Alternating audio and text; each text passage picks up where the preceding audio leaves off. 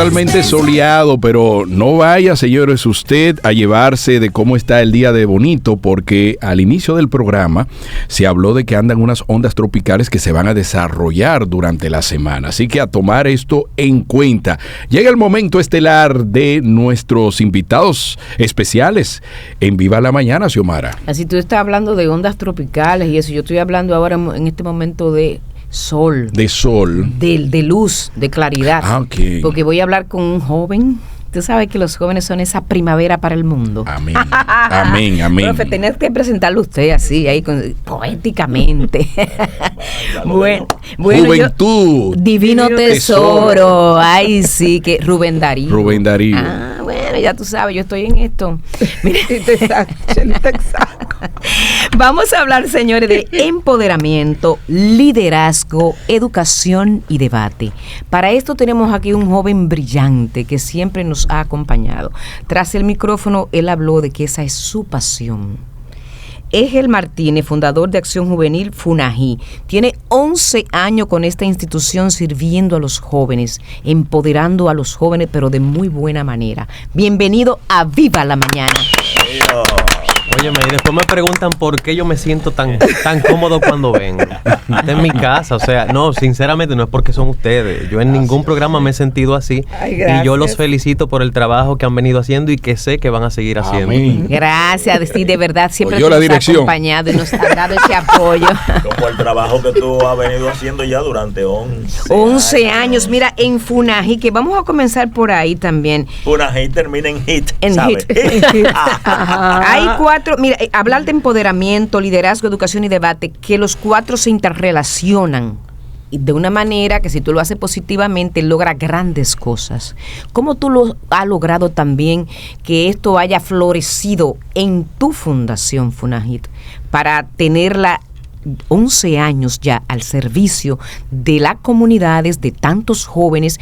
Y me hablaba tras micrófono de que cada día hay más jóvenes interesados en participar de 14 años, 15. Que describa y también. que exactamente, que nos hable de y que tú lo ves con una mente también ya bien empoderada.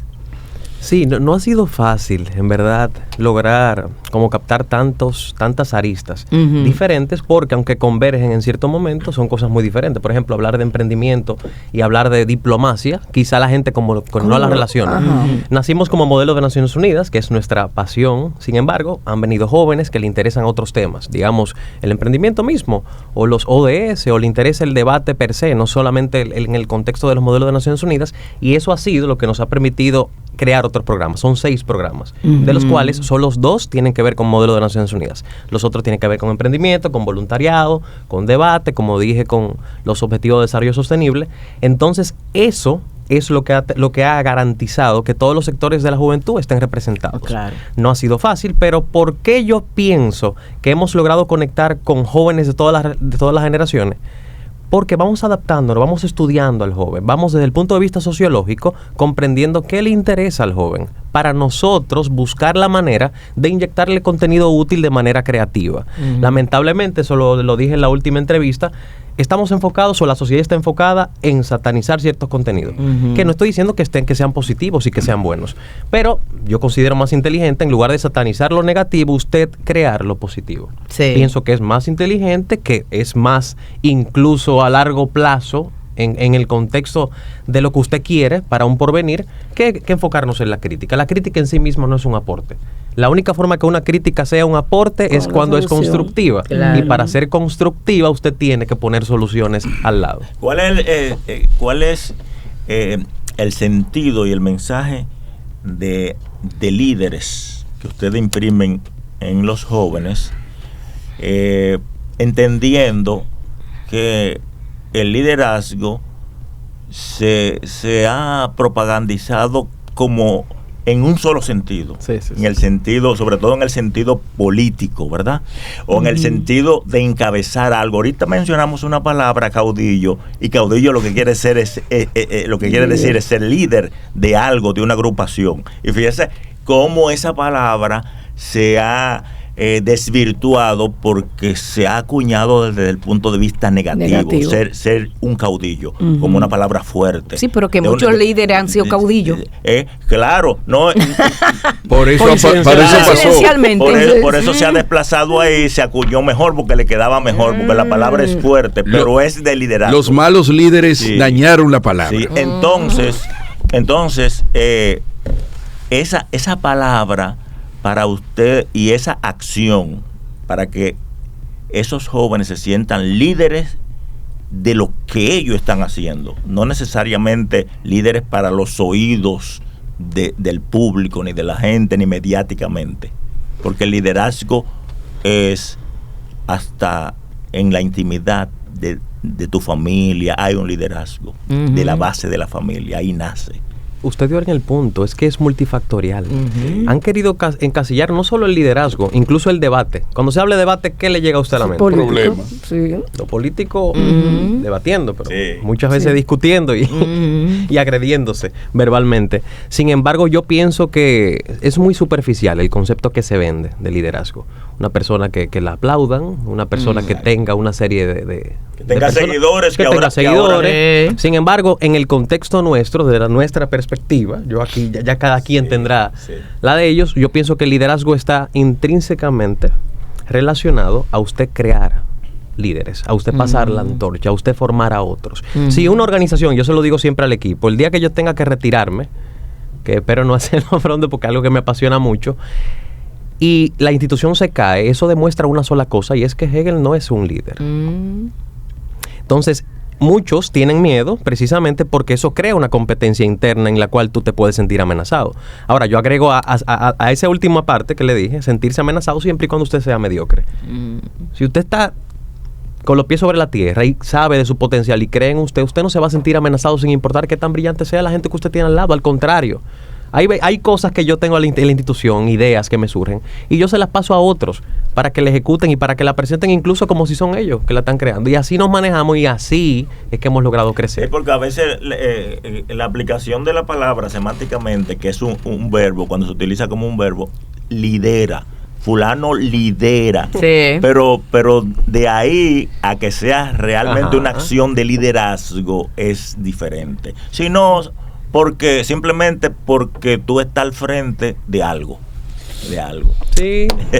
¿Qué tú podrías decirnos que diferencia a Funagit de otras instituciones que quizás estén en ese mismo trayecto? Bueno, yo soy muy de no hablar de cosas que son terceros que tienen que decirlo, pero de acuerdo a lo que hemos conversado con instituciones del Estado, por ejemplo, como son el Ministerio de Economía, el mismo Ministerio de Educación, que fue una visita de inspección a un proceso que tenemos de habilitación, y la MESIC también, y el Ministerio de Juventud, nos han dicho que han quedado impresionados por todo lo que hemos hecho. Eso solo lo hace la pasión, porque yo le voy a decir algo, usted mismo dijo ahorita, usted hace muchas cosas, y ponerle a eso que no contamos con patrocinio del sector público ni del sector privado, yo entiendo que es algo digno de aplaudir. ¿Cómo se sostienen ustedes? Somos autosostenibles completamente. Tenemos proyectos de los excedentes que tienen esos proyectos, pues se distribuyen los mismos proyectos y obviamente los equipos que lo ejecutan. Básicamente es el funcionamiento. No ha sido fácil porque ustedes saben que vivimos en un país con mucha precariedad, de manera que tenemos que conectar con una población que bien o puede costear ciertos eventos o en su defecto pueden contar con patrocinadores que los ayuden a costearlos. ¿Cuáles son las principales actividades, las más típicas que ustedes mantienen dentro de su programa permanente? Modelo de Naciones Unidas. A nivel nacional, a nivel internacional. Ahora estamos muy enfocados en lo nacional. Nos habíamos caracterizado por ser más conocidos fuera que aquí en República Dominicana y entendimos que no era justo y por eso tenemos un plan piloto ahora con colegios privados, con universidades, para no solamente crear clubes de Naciones Unidas, sino que sean sostenibles en el tiempo. ¿Qué quiere decir eso? Que si la directiva actual se va a graduar, va a salir del colegio, nosotros nos encargamos no solo de que pasen la antorcha a una nueva directiva, sino capacitarlos y que cuenten con el rigor necesario. Yo les comentaba en la última entrevista, lamentablemente en República Dominicana tenemos mucho camino por recorrer, contrastándolo con otros países que celebran modelo de Naciones Unidas. ¿Cuáles son esos caminos que nos nos faltan por recorrer y que tú sientes que en el sentido de nuestra educación hay que encarrilarla por otra línea para realmente fomentar ese liderazgo?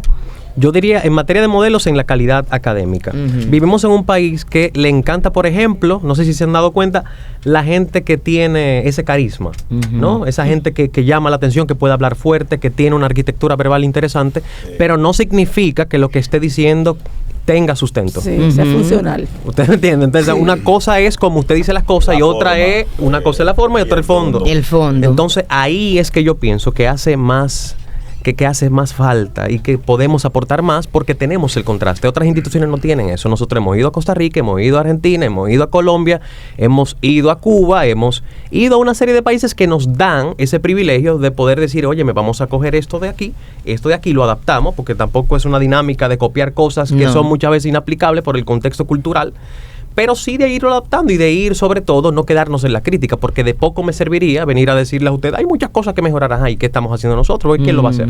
Pero Funagit, ahorita me respondiste como de las Naciones Unidas. Sí. Y entonces quiero que me aclare esto. Es una ONG independiente. Sí. Creada por o sea, naturalmente que nació bajo la sombrilla de Naciones Unidas y la filosofía, ¿verdad? Pero tiene algo de eso, pero es totalmente independiente. O sea, participamos en eventos y hacemos actividades, creamos actividades y colaboramos con actividades con instituciones de carácter internacional, pero somos totalmente independientes. En una entrevista que te hicimos, uno siempre se queda con algo que recordar. Y yo recuerdo que dijiste que por lo menos tú tratas de que el conocimiento, compartirlo, que muchas veces lo que tenemos el problema de que somos como egocéntricos. Pensamos en nosotros, cómo lo vamos a hacer nosotros, cómo lo vemos nosotros, pero no pensamos en cómo podemos nosotros hacer para los demás. ¿Qué haces tú para en este grupo que tú lideras también tengan esta misma filosofía? ¿Cómo tú lo impregnas? Buena pregunta. Pero muy buena. Sí. No, yo trato, por ejemplo, viene una iniciativa, una idea. Trato de hacer una reunión, de que ellos comprendan que no son entes ejecutores solamente, sino que pueden también ser entes propositivos y que pueden también dar sugerencias y que pueden también proponer cosas. Lamentablemente, muchas veces el joven tiene eso, como ese chip, que viene de un contexto social que es entendible, de que le digan qué hacer, cuándo hacerlo, cómo hacerlo, y se entiende, porque están acostumbrados a eso. Sin embargo, yo siempre les digo en las reuniones introductorias del voluntariado, esto no es un voluntariado cualquiera. Acá no siempre le vamos a decir qué hacer, cuándo hacerlo, cómo hacerlo, sino que tienen que tener iniciativa. Sí. Indistintamente a que siempre esté el miedito que todos lo tenemos de que las cosas quizás no salgan bien. No hay receta. Pero la única forma de tú hacerlo, de ser perfectible, de tú ir mejorando, es equivocándote. Lamentablemente, incluso en la educación es algo que yo digo mucho, hay que hacerle entender al joven que equivocarse no está mal. Claro. El error no está mal. La única forma en que usted cree que es de esa manera, se cae y se levanta. Pero mira, hay una sociedad por otro lado que te dice, que te habla mucho de la perfección de ese joven, cómo tiene que ser y todo esto. Y así me gustaría que tú me hablaras ahí un poco de cómo tú manejas esa parte de esos egos que a veces hay entre los jóvenes, porque la inmadurez, vamos a entender que no es lo mismo una persona con 25 años, 20, que 14, 15, 16, dependiendo de la familia que vienen, cómo lo han criado, su historia de cada uno, y manejar con todos esos egos, entendiendo que eso hay que dejarlo aparte, porque los egos no van donde hay un líder democrático, porque hay, entonces háblanos un poquito ahí de eso. Eso es una escuelita. O sea, usted no se imagina, han tenido que pasar muchas cosas para nosotros ir entendiendo cuál es la fórmula que funciona, que tiene que ser dinámica. O sea, no va a funcionarte durante un largo tiempo porque vienen nuevas generaciones con una mentalidad diferente y usted tiene que ir adaptándose. Ahora, lo que a nosotros nos ha funcionado es que comprendan que la institución está por encima de nosotros. Que comprendamos que yo puedo tener una opinión de cómo manejar las cosas, usted puede tener otra, pero la institución tiene estándares, tiene una misión, tiene una visión, tiene valores, y ni usted ni yo podemos chocar con eso. Yo soy de los que dice que cuando un proyecto es valioso hay que cuidarlo incluso de los que lo dirigen. Y por eso yo he sido categórico con eso y digo, si ustedes ven que yo me estoy desalineando, aunque yo soy el presidente, porque muchas veces se tiende a personificar la cosa. No, tú la fundaste, tú eres el presidente, eso es tuyo. Yo digo, no, eso es de nosotros.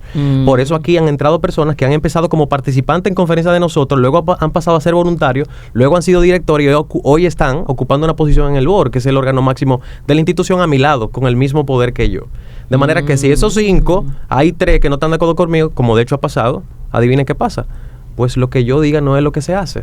Porque es que la democracia, que muchas veces es romantizada o se tiende a vincular a cosas que nada que ver, trata de eso, de que la mayoría sea que decida. Claro está, si usted va a decir que se tiene que hacer algo, tiene que sustentarlo. Sí. Y tenemos que debatirlo, eso sí es válido. Ahora, después que debatamos, lo que decida la mayoría es lo que tiene que imperar. De lo contrario, estamos en otro contexto que no es nada democrático. Entonces estamos ante nuevos líderes. ¿Tú crees que nuestra sociedad fomenta la educación nuestra sociedad, lo que vemos no fomenta esos líderes que tú hablas aquí? Pero para nada. Ahí tengo que ser muy sincero. Yo siempre que estamos siendo sinceros, ¿verdad? Claro. Bueno, señores, en 10 minutos este joven me ha conmovido, Sí, me ha impactado. Me he dado cuenta cómo lo observas. De verdad que sí. Y es que coincidimos en algunas cuestiones, otras que hay que yo sé que con el tiempo él la va a conciliar, como esto de no personalizar en el líder y que no se busca seguidores, porque hay personas que su seguridad está a través de un líder y van porque nacieron realmente, aunque se dice que se nace líder, al final también se nace seguidor. Hay personas que buscan cuál es la guía para seguirlos. Entonces, cuando tú no quieres ser líder, esas personas nunca sacan su verdadero liderazgo porque están hechas desde la estructura que Dios quiso para que siga un legado bueno, pero a través de otras personas. Entonces, mi pregunta es, ¿cómo hacemos que esa misión de tu fundación, de tu movimiento, salga a otras esferas para que dejes ese legado en la sociedad y no solamente en tu organización? ¿Cómo hacemos que esto se expanda? Que impacte. Exacto, socialmente. Muy buena pregunta. Nosotros ahora tenemos un reenfoque institucional. Al inicio éramos muy de actividades virtuales o presenciales. Hemos entendido que los contenidos de redes sociales tienen una preponderancia igual o mayor, porque llega un mayor número de personas, dependiendo de qué tan atractivo y qué tan bien hecho sea el contenido. Entonces ese ha sido el enfoque para nosotros, llegar a una gran cantidad de personas. Y lo que no me voy a quedar así, lo que dijiste. No, mira, eso pasa lo mismo en las iglesias. Por ejemplo, hay una iglesia que personaliza su liderazgo en un papa. Tienes una que no tiene físicamente no tiene un líder, sino es etéreo. Y tenemos más resultados en la que tiene la personalización de su líder. Yo entiendo perfectamente tu perspectiva. Y te voy a decir algo. Nosotros lo que tratamos es que el joven entienda que no es una cuestión de potencial, sino una cuestión de decisión. Es muy diferente yo decirte a ti, no, tú vas a liderar porque tú tienes con qué. A yo decirte, tú tienes que descubrir eso. Porque hay gente que tiene ese potencial, pero simplemente no lo hace porque no tiene las herramientas o porque no tiene la seguridad. Yo sí puedo servir como un ente de inspiración para despertar eso. Sí. Ahora, yo no puedo prejuiciarme diciendo, no, yo no le veo condiciones, porque yo le voy a decir algo. Yo veo jóvenes que cualquiera podría pensar que son seguidores. Sí. Y hoy día tienen un potencial admirable precisamente porque nadie le dijo que nació para ser seguidor. Exacto. Porque a fin de cuentas eso lo sabe cada uno, eso lo tenemos dentro, el potencial. Oye, yo tengo una experiencia con un joven que estudió inglés conmigo. Si ves esa pregunta, alguna experiencia. Sí, un joven que estudió inglés conmigo y no hablaba, él hablaba cuando era obligatorio para el tema de las calificaciones porque había que participar. Y siempre me dio como cosita. Señores, después yo me enteré, 1 año, 2 años después, porque lo vi en un modelo, de que entró a los modelos. Hoy día es uno de los líderes principales de los modelos. Ahora hay que mandarlo a callar. ¿Tú entiendes? Y tiene un potencial en el área de medio ambiente. Tiene mucho potencial y es uno de los más conocidos en esa área. Con eso quiero decirles que a veces no es una cuestión de que si da o no da para algo, sino que alguien no lo ha sentado y le ha dicho, usted sí puede. Utilízame como parámetro, ¿verdad? Pero no como parámetro para tú decir yo lo voy a seguir, sino como parámetro para quizás yo también lo voy a hacer. Eso que tú tienes en el fondo. Sí, porque hay una cosa que lo capté ahí y me quedé pensando cuando Wellington formuló la pregunta de la duda que tenía de que los líderes, alguien viene con una condición de líder. Sin embargo, ha habido en todo lo que uno tiene de conocimiento y lo que ha leído, una premisa que es una hipótesis de si el líder nace o se hace. Platón habló mucho de eso. Siempre, y nadie nace siendo nada. Bueno, todo el mundo nacemos con cualidades. Entonces, el líder. puesto bueno esto. Sí. Bueno, esos filósofos de antes tenían una división entre ese hombre de hierro, ese hombre de cobre. Hay toda una definición, una base de cómo la misma naturaleza ha dispuesto que este tipo de líderes, porque no todos somos de una sola condición, no todos somos iguales en el fondo, señores. Hay gente que son excepcionales en un aspecto. Diferentes habilidades. O dones, como le queramos llamar. Es igual que el arte, por ejemplo. Cada líder tiene su sello. Exacto. Mira, eso es lo que yo entiendo. Cada líder tiene su sello. Pero tú no naces graduado de nada. De nada. Pero mira, si nos vamos ahí, en las escuelas psicológicas, la conductista dice que tú aprendes todo del medio ambiente. Sí. Y hay otras que te dicen que no. O sea, que eso es un tema a debatir bien largo. Pero yo entiendo cada quien tiene sus huellas personales que te van identificando. Lo que pasa es que hay que trabajarlas. Lo que hablamos ahorita es que se tiende a vincular liderazgo con características del líder, que es diferente. Características nacemos todos con ciertas características. Claro. Hay otros que nacen con menos o son menos notorias con las que nace. Pero evidentemente la construcción social juega un papel preponderante. Algo con lo que ustedes deben estar luchando mucho es el fenómeno que se ha dado después de la pandemia, donde se desarrolló, se potenció el emprendimiento. Entonces el emprendimiento creó egoísmo y egos y individualidades, porque todo el que emprendía era solo, hacía su propia obra, emprendía en base a sus propias habilidades y recursos. Entonces, eso te pone en la disyuntiva de tú trabajar solo, no trabajar en equipo. Entonces, ¿cómo se ha manifestado eso? Porque eso es de las nuevas generaciones, claro, que son las que emprenden, se destacan por eso. Entonces, ¿cómo eso ha sido una parte manejada por ustedes para desarrollar ese cultivo de un liderazgo colectivo? Sí, fíjese, se dice mucho, y de hecho lo vimos en muchas personas, que la pandemia sacó la peor parte de la gente. Pero yo diría que sacó lo mejor también. Sí. Eso, me quitó la palabra de la boca. Yo digo que también sacó lo mejor. O sea, hay personas que con eso que sucedió, aprovechó para reconstruirse a sí mismo. Y mataron la vaca. Esa era una parte inédita. Muchos mataron la vaca. Esa era una parte inédita. La parte de la autosuficiencia es una parte inédita. Sí, pero conlleva ese ingrediente, ¿verdad? Sí. De que tú te acostumbras a trabajar mayormente, ¿verdad? Solo, a desarrollar un proyecto.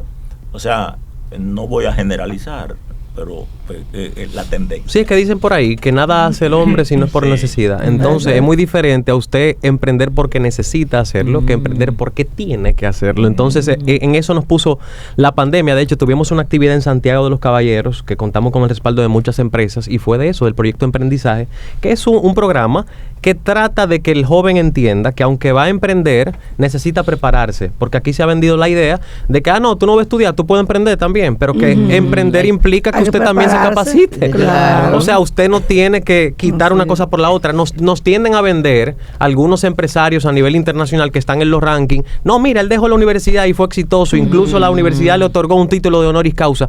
No se confundan. Esos jóvenes han sido muy apasionados con su proyecto y llegó un punto en el cual no tenían tiempo y dejaron la universidad, pero no fue que no se prepararon. Se prepararon. Esos jóvenes quizás se prepararon incluso más, porque recuerden que existe un elemento llamado autoeducación, que también es validísimo. O sea, usted está leyendo gente que son expertas en áreas específicas y usted adquiere muchísimo usted aprende también. Muchísimo. Yo soy de lo que dice, yo soy un producto de los libros.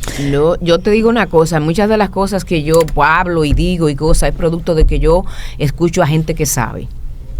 Sí. O sea, me gusta eso y me mantengo actualizada escuchando a gente que sabe, gente que está en la actualidad y gente que yo entiendo que tienen, para mí, que tienen criterio, y de ahí aprendo. Una tendencia que se llama el empirismo. Sí. El empirismo, porque la mayoría de los grandes genios de la humanidad eran empíricos. Claro. Por ejemplo, ¿por qué para ti es importante, desde tu fundación, porque es importante que los debates quizás y la diplomacia en la juvenil tome como participación en esta sociedad en la que estamos viviendo. Qué bueno que me lo pregunta, porque el tema de los modelos de Naciones Unidas y los debates en sentido general tienden a verse como que, ay, qué chulo, mira, se ponen traje y debaten, qué lindo se ven. Señor, esto es algo muy profundo. Lo ven todo como una simulación. Exacto, porque es una simulación, pero lo que aprende el joven no es a simular. Y la preparación que tiene. Son las habilidades blandas. Y estamos hablando de estudios como universidades como la que creó los modelos, que fue la Universidad de Harvard, que han estudiado esto que estamos hablando. Si vemos los proyectos extracurriculares que existen ahora mismo, yo me atrevo, sin miedo a equivocarme, no solamente en el contexto de República Dominicana, sino a nivel internacional, que estamos hablando del proyecto más importante y más trascendente en materia extracurricular. Y que sobre todo trabaja inteligencias que no se trabajan en la escuela, que no se trabajan en la universidad. Entonces, en lugar de hacer como mucho, que dicen, la educación no sirve, esto que lo otro, nosotros somos más inteligentes y decimos, vamos a complementarla, porque no es un tema que hay que quitarla, es un tema que hay que inyectarle cosas que no tiene. Entonces, yo nunca he entendido ese tema de atacar la educación tradicional, sabiendo que con eso usted no está generando ningún tipo de cambio. Claro. Perfectible. Y siempre lo va a hacer. Siempre. Eso lo podemos ahora mismo cambiar totalmente, incluirle todo, y mañana va a ser otra realidad. No está terminado. No, y que mañana va a ser otra realidad y va a haber que quitarle y ponerle cosas. La evolución va evolucionando. En 20 años a lo mejor tú hablarías de otra manera. No, en 5. Porque acuérdense que la cosa más rápida es como él dijo de la inteligencia artificial. Eso cambió el mundo literalmente. Hay gente que no lo ha entendido. Hay gente que no lo entiende y incluso hay algunos que lo satanizan. Óyeme, eso no es inteligente, satanizarla. Egel Martínez, señores, fundador de Acción Juvenil Funahit. Desde tu experiencia con 11 años en esta fundación, el líder actual de hoy, cualidades, condiciones que tú entiende que debe tener, porque tienen que no es una cosa vacía, tiene que tener un iPhone. Un agregado, no tiene que tener un iPhone el líder de hoy. Sí. Para buscar cosas buenas como herramienta, bueno, vamos a decir de las condiciones, las habilidades, las fortalezas. Háblame de esto. Yo me quiero enfocar en una que a mí me costó aprenderla. Yo soy una persona que por mi tipo de personalidad se me hacía difícil escuchar. Y ojo, cuando digo escuchar no es yo hacerte creer que te estoy escuchando, que es lo que se tiende a dar. Ni mucho menos yo escucharte, pero para yo pensar que te voy a responder mientras tú hablas. Son dos cosas diferentes. Escucha activa me refiero, de yo escucharte, entenderte. Alimentar tu conocimiento. Exacto. Eso fue difícil porque soy medio ansioso y me gusta mucho la acción. Pero cuando logré entender esa parte, pienso que fue como que me despertó en ese momento, y la institución se notó inmediatamente que las cosas se empezaron a cambiar de manera positiva. Pienso que todos tenemos que ser escuchados, y un aprendizaje que tuve, me lo dijo un tío que nunca se me va a olvidar, fue: Hegel, nadie es tan tonto como para tú no aprender algo de esa persona. Y eso puede sonar simple, pero para mí fue muy profundo en el contexto de la conversación que estábamos teniendo. Y ahí yo aprendí a no prejuiciarme con nadie. Yo escucho. Y he quedado impresionado por las cosas que aprendo de tal o cual persona. Pero pienso que esa es fundamental. Y muchas otras. De ahí digo que escuchar. Escuchar y un líder tiene que escuchar. Sí, tiene que escuchar. Y otra más. Subestimar. Que tú puedas poner. Luego de escuchar, entonces tomar decisiones basado en lo que escucha. Intentar que las cosas no sean las decisiones no sean por ser populares o porque la mayoría, porque se tiende a ver, no, la mayoría decidió eso. Eso no, te iba a decir. Vamos a debatir. No, y vamos a debatir. Sí. No es que no vamos a votar, porque hay un contexto democrático que hay que respetar. El centralismo democrático que da base al consenso. Exacto. No es que no vamos a votar, pero vamos a debatir. Entonces yo veo qué bueno que tú estás inmerso realmente en la formación de esos líderes. Todos se forman uno con otros ahí. Entonces veríamos una sociedad diferente entre las instituciones con estos líderes que realmente escuchan. Totalmente. Sería totalmente diferente. Y cambiarían semana, por así decirlo, paradigmas, ¿verdad? Sí. Y la visión cerrada que muchos tienen. Que tenemos, exactamente. eso de que, bueno, yo tengo que poner mi impronta, pero usted no sabe si lo que usted encontró estaba bien. Sí, hay que tener cuidado con las improntas. Sí. Exactamente. En eso que usted encuentra un contexto, déjame cambiarlo para que quede mi sello y quizá lo que estaba era mejor. Así es. Y eso y como tú dices, primero hay que pensar en la institución. Como yo siempre digo, siempre pregúntame por qué las cosas son así. Porque la gente tiene una tendencia a mirar, criticar, como dices, pero detrás de lo que está hay un porqué. Claro. Posiblemente lo que tú estés planteando como solución está dejando de lado algo que estaba resuelto. Exactamente. La importancia del consenso Una y de cosa, escuchar y de debatir. yo sé que esta entrevista, sé que los chicos están en casa y la están escuchando, los estudiantes quizás de secundaria, y quizás a ellos les gustaría pertenecer. ¿Cuáles son los requisitos para pertenecer, para estar en este grupo de voluntarios de FUNAGIT? Excelente pregunta. Miren, al inicio, ese fue otro aprendizaje que tuvimos. Al inicio nosotros depurábamos mucho, que el currículum, que una entrevista para ver las habilidades del joven, y entendimos que era una especie de filtro anticipado, que no era necesario. Y por eso, ahora se pide lo elemental, que sean estudiantes activos y listo. Ya en el camino nos dirán si usted cuenta o no con las habilidades, y mejor aún, si no cuenta, nosotros lo formamos. Porque no se trata de usted encontrar líderes. A veces sucede, y qué bueno que hayan líderes que ya se hayan construido, pero yo pienso que la labor, y tiene mucho que ver con el legado que queremos dejar, es el de crear líderes, el de formar líderes. Y yo pienso que eso va muy de la mano con lo que estamos haciendo ahora, que le contamos con los colegios, con las universidades.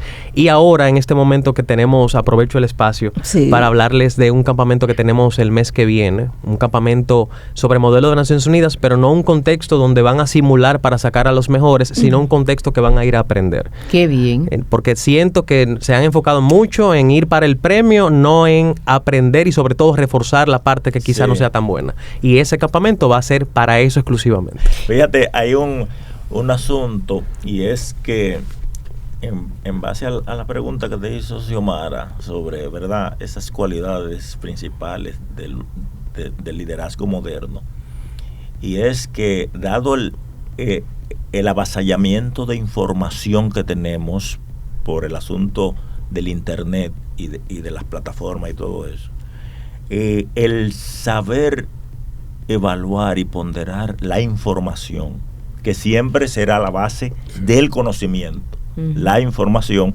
pero el medio, la información viene contaminada porque hay un flujo tan grande y no hay un control, ¿verdad?, de calidad, porque hay una libertad de que todo el mundo, entonces el clasificar la información, la que te sirve a ti, la que tú discriminas para saber si cuatro cosas que te están diciendo sobre lo mismo, cuál es la verdad. Entonces, eso conlleva la investigación. Claro. La investigación. Entonces, un líder tiene que investigar. Eso es determinante porque tú no tendrías cerebro ni tendría capacidad para tú lidiar con ese flujo, ese torrente de información que hay sobre todo. Entonces, eso se logra con disciplina y con conciencia, o sea que el tiempo, la maduración le va dando a los jóvenes ese entendimiento, o sea, lo que tú dijiste, escuchar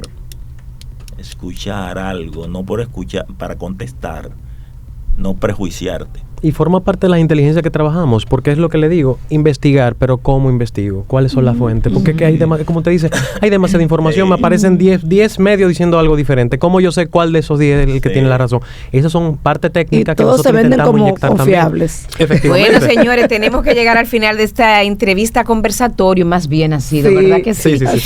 Nos pasaríamos la mañana entera escuchándote, escuchándote sin problema. No, yo a ustedes, porque provocándonos unos y otros aquí, pero siempre entendamos. Excelente. Me encantó mucho escuchar, debatir, llegar a un consenso y llevar a la práctica. Contactos. Bueno, los contactos. FUNAGIT en todas las redes sociales, ahí pueden ver los proyectos. Tenemos Dominicana Lidera, que es el proyecto a nivel nacional para tener una representatividad provincial en cada una de las regiones, y a nivel internacional Global Alliance, porque se me olvidó decirles eso. Ya tenemos capítulos en otros países con personas nacionales de esos países. Excelente. Entonces es un contexto hispano, no se queda en la República Dominicana, pero ahora también tenemos un enfoque, como les dije, a nivel nacional de expansión. A ti nunca te dijeron no lo puedes hacer. Si usted supiera, me lo dijeron mucho. Lo que pasa es que por mi tipo de personalidad, eso era la gasolina que me impulsaba a seguir adelante. Una provocación. Una provocación. Qué bueno, señores. Qué bien. Nos vamos al cambio. Esto es ¡Viva la mañana! ¿Quieres una mañana viva e interesante? Entonces, enciende tu radio y conéctate. ¡Que viva la mañana!